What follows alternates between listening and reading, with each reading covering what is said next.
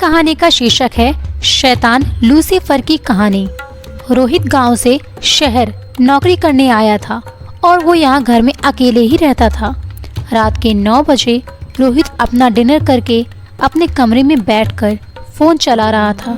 तभी उसके घर के बाहर से दरवाज़ा खटखटाने की आवाज़ आई।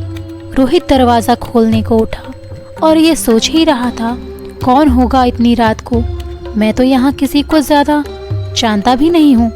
और जैसे ही उसने दरवाज़ा खोला तो देखा उसके सामने विनोद खड़ा था। विनोद उसके ही गांव का लड़का था। विनोद को देखकर रोहित बड़े हैरानी के साथ बोलता है, अरे तू यहाँ, और तुझे कैसे पता चला मैं यहाँ रहता हूँ? विनोद रोहित की बात का जवाब देते हुए बोलता है, बस पता लगा लिया। मैंने क्यों तुझे पसंद नहीं आया क्या जो मैं यहाँ आया? रोहित अपनी झूठी मुस्कान के साथ बोलता है, अरे ना यार, मुझे क्यों नहीं अच्छा लगेगा, तू मेरा दोस्त जो है। चल अब ये सब छोड़, तू अंदर आ। रोहित विनोद को घर के अंदर बैठाकर चाय बनाने चला जाता है। रोहित चाय बना ही रहा था, तभी उसके फ़ोन की रिंग बजी। फ़ोन देखा तो पता चला अभिषेक का फ़ोन था। अभिषेक भी रोहित के गांव का ही था। रोहित फ़ोन को अपने कान से लगाते हुए बोलता है, और भाई क्या हाल है? दूसरी ओर से अभिषेक अपनी दुख भरी आवाज़ में बोलता है, अबे यार हाल को छोड़, पहले ये बता कि तुझे पता चला विनोद की आज सुबह ही मौत हो गई है? रोहित बड़े ही हैरानी के साथ बोलता है, क्या? तू क्या बोल रहा है? विनोद तो मेरे साथ ही है, तुझे मैं ही मिला आज मजाक करने को? अभिषेक रोहित की बात सुनकर बोलता है, अरे भाई मैं मजाक क्यों करूँगा, अपनी कसम। और भाई विनोद की लाश का हम लोग भी अंतिम संस्कार करके आ रहे हैं। अभिषेक फोन रखते हुए बोलता है, भाई लग रहा है उसे सब पता चल गया है। एक काम कर, तू अभी ही वहाँ से निकल जा, तेरा वहाँ रहना बिल्कुल सही नहीं है। इतना बोलकर अभिषेक ने फोन रख दिया। पर रोहित के पैर अब डर से कांपने लगे थे। वो जानता था अभिषेक मजाक नहीं कर रहा है, क्योंकि उसने अपनी कसम खाई थी। वो कभी भी अपनी कसम ऐसे ही नहीं खाता। रोहित सोच ही रहा था वो क्या करे, तभी उसको अपनी किचन की खिड़की दिखती है और रोहित अपने किचन में बनी खिड़की से निकलकर भाग जाता है।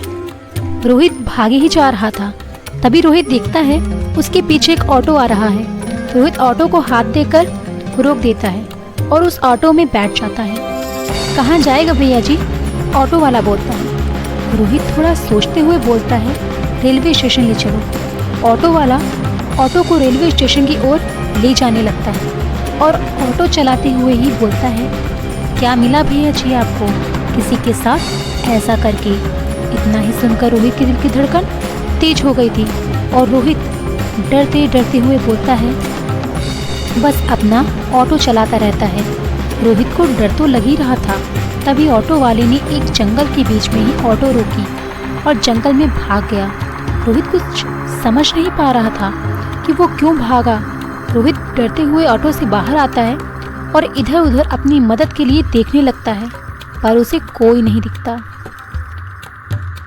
जब रोहित को कोई नहीं दिखता तो वो पैदल ही रेलवे स्टेशन की ओर जाने लगता है। रोहित कुछ ही आगे गया था, तभी उसको एक लड़की अपने आगे से आती दिखती है। धीरे धीरे वो लड़की रोहित के पास आ जाती है। रोहित जैसे ही उस लड़की का चेहरा देखता है तो उसका डर के मारे खून जम सा गया था। वो लड़की और कोई नहीं बल्कि विनोद की बीवी थी, जिसे रोहित ने 2 महीने पहले ही मार दिया था। 2 महीने पहले जब विनोद की बहन की शादी जिस दिन होने वाली थी, उसी दिन रोहित को विनोद के घर में चोरी करते हुए विनोद की बीवी ने देख लिया था। रोहित ने सोचा अब ये सबको बता न दे, इसीलिए रोहित उसको यहीं मारकर भाग गया था। और जब घर के बाहर आया तो उसे घर के पीछे से निकलते हुए एक ऑटो वालों ने देख लिया था और लगे हाथ रोहित ने उसे भी मार दिया था। अब विनोद की बीवी अपनी डरावनी आवाज में बोलती है, क्या मिला रोहित तुझे हमारे साथ ऐसा करके? यही बोलते हुए धीरे धीरे रोहित के पास आते जा रही थी। रोहित उससे बचने के लिए अपने पीछे की ओर भागने लगता है और अचानक से रोहित के भागते भागते रुक जाता है। वो देखता है विनोद उसके सामने ही खड़ा था।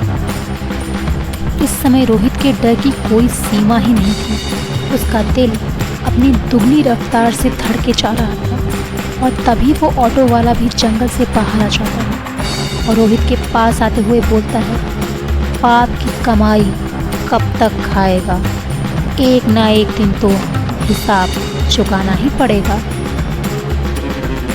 रोहित डरते हुए और रोते हुए विनोद से बोलता है, मुझे माफ़ कर दो विनोद, मुझसे गलती हो गई, मुझे माफ़ कर दो। विनोद अब बड़े ही गुस्से के साथ बोलता है, कैसे माफ़ कर दूँ तुझे, अब तू ही बता। पहले तूने मेरी बीवी को मारा, फिर इस ऑटो वाले को मारा और फिर तेरी वजह से मैं मारा।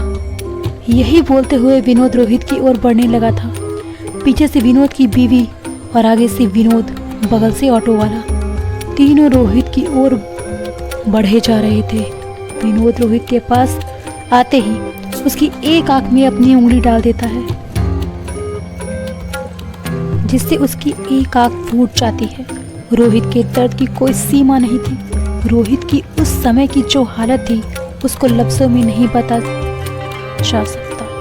और तभी उसके पीछे से विनोद की बीवी ने रोहित की गर्दन पकड़कर ऊपर उठा दी और ऑटो वाले ने उसका एक हाथ खींचकर उखाड़ दिया और देखते ही देखते वो तीनों रोहित के शरीर के एक एक अंग निकालकर अलग करते जा रहे थे, मानो वो अपनी कीमत उससे सूद समेत वापस ले रहे हैं।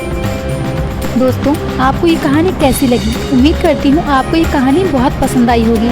ऐसी ही अच्छी और कहानी सुनने के लिए कमेंट बॉक्स में अपनी राय ज़रूर दें। सब्सक्राइब करके बेल आइकन निश्चित रूप से प्रेस करें ताकि आने वाली ऐसी ही अच्छी कहानियाँ आपको तुरंत मिल जाएं। लाइक शेयर ज़रूर करें। धन्यवाद। Thanks for listening my horror story. Thank you.